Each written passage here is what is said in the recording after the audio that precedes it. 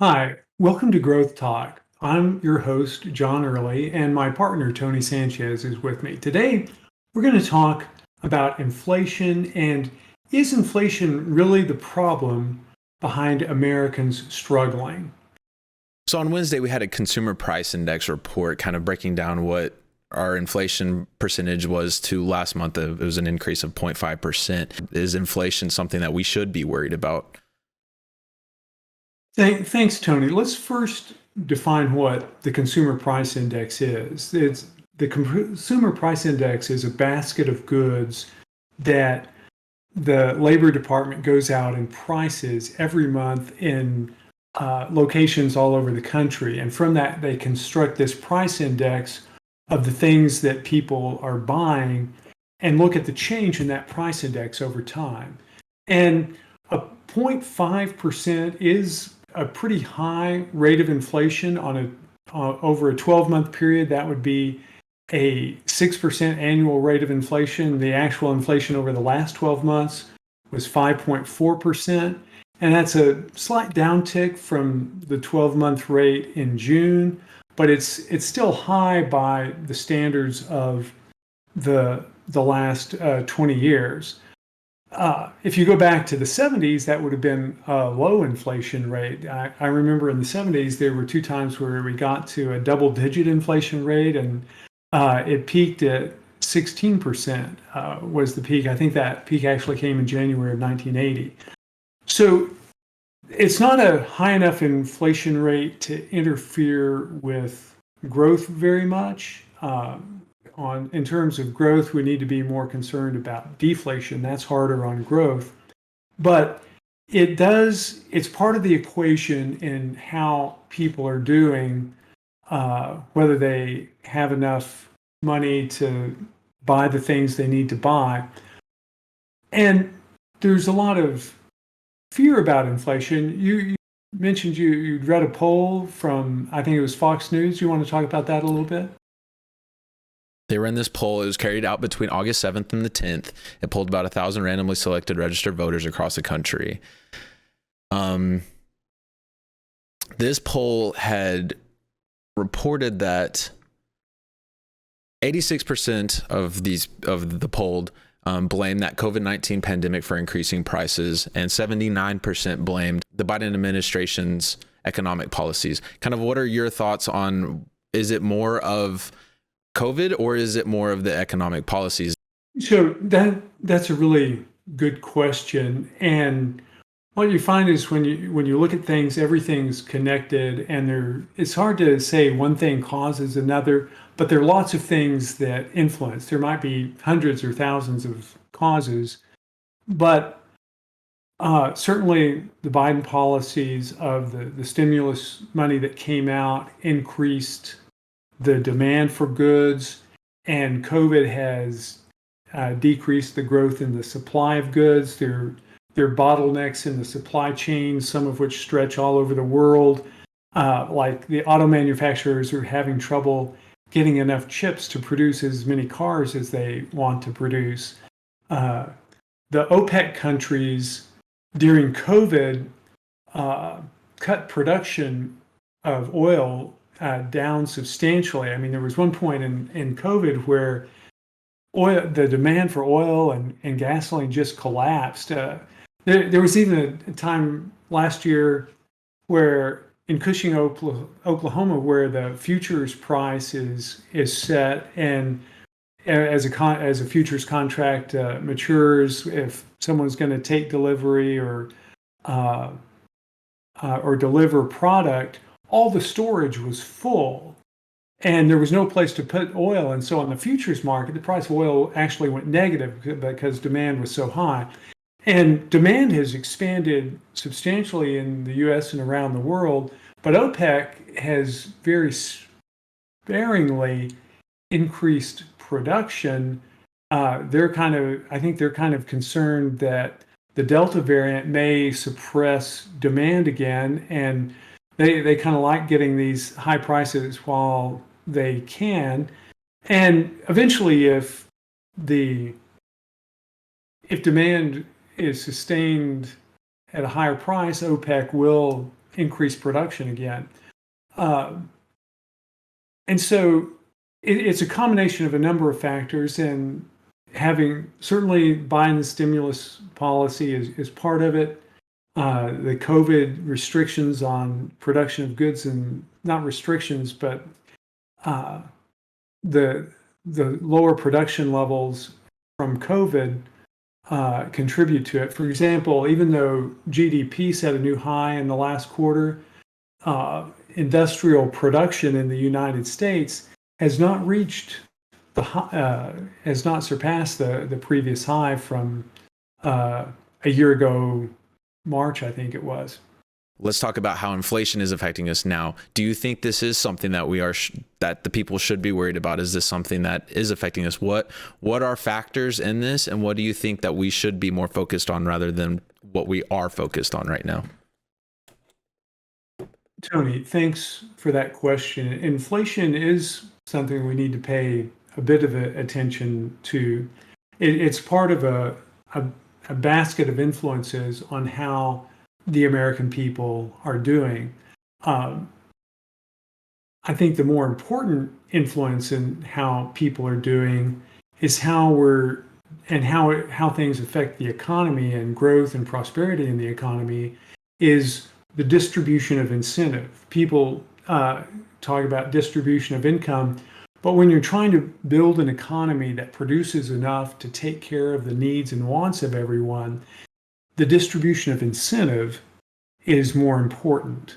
And over the last 40 years, or really closer to 50 years, the share of the pie rewarding productive effort or work, the share of the economy going to wages and salaries, has trended down. It's trended up a little bit in the last couple of years, but it's still near the all-time low of U.S. history, or at least the U.S. history we have data for.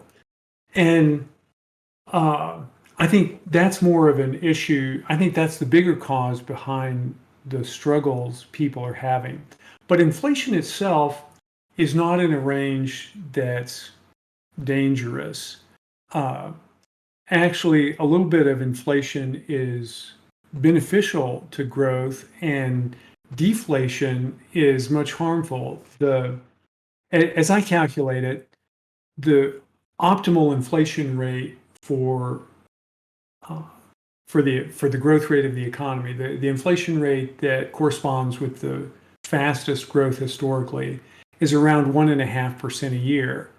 And deflation is about 4 times more damaging to economic growth than inflation. So anything between about 1% and 4% inflation is right in the sweet spot of where inflation, the rate of inflation that's good for economic growth. And the 5.4% we had over the last 12 months isn't that far out of the sweet spot. Back in the 70s, where we had double-digit inflation, we still had faster growth than we've had in the last 30 years. So it's not, inflation isn't so much the problem, but it's a piece of the puzzle in why Americans are struggling. But the bigger piece of the puzzle is that typically the average worker is not getting paid enough. The wage for the after inflation for non-supervisory workers hit kind of a high point in 1973, and then inflation diminished it, where it grew faster than the growth in wages until the mid-90s. And it's come up, and it's just recently higher than it was in 1973. And in that same period, income per person has gone up about 90%. Income per person after inflation has gone up about 90%. And so the question is, why aren't we paying workers enough to have the satisfactory life that they deserve? So reeling it back to that poll from earlier, is in that article, it says that the surging cost of grocery and gas is causing financial hardship for 70% of people with an income less of $50,000 a year. So what you're saying is that rather than the inflation to be blamed, you think that these people should be getting compensated more than what they are getting compensated as of right now. Oh, I think that's absolutely true that we're undercompensating work and productive effort. And I think that I think we're giving too little incentive to work. And back now, if you adjust the for example, the minimum wage, if you adjust the minimum wage for inflation, I think it at one point had a high going back of like $12 or $15 an hour. If you adjust it for GDP per person, if you take the total production of goods and services in the country per person, and last year that was about in 2020, that was about $63,000 a year of goods and services were produced per person in the country. And if you adjust by that measure, at one point back in the 50s, the minimum wage was the equivalent of like $28 an hour. And so in the last, since the 80s, as the minimum wage has been diminished relative to income for everyone, the growth rate has been slower. We are not rewarding work enough to produce the goods and services that would do a better job of satisfying people. Right. I think one of the biggest issues that a lot of people are struggling with right now, especially when it comes to running a business, is that they can't find people to fill the roles of workers and employees, that they're finding more creative ways is to hire people as, hiring incentives. Here's $250 just, for getting signed on. Right. And so a lot of these businesses are having to find different ways to bring on more employees, but why don't they, start paying more, give them a reason to start working for them rather than trying to buy them out with a quick $250 at the beginning of their career endeavors with them. And businesses aren't having to adjust. Everyone's having to adjust. One of the benefits of an economic downturn is it often makes clear what was out of balance in the economy. The things that were not working are become more obvious when growth declines. Warren Buffett has a clever quip. He says, "You don't know who's swimming naked until the tide goes out." And when you have a recession and things are tougher, you figure out quicker what is out of balance, what doesn't work.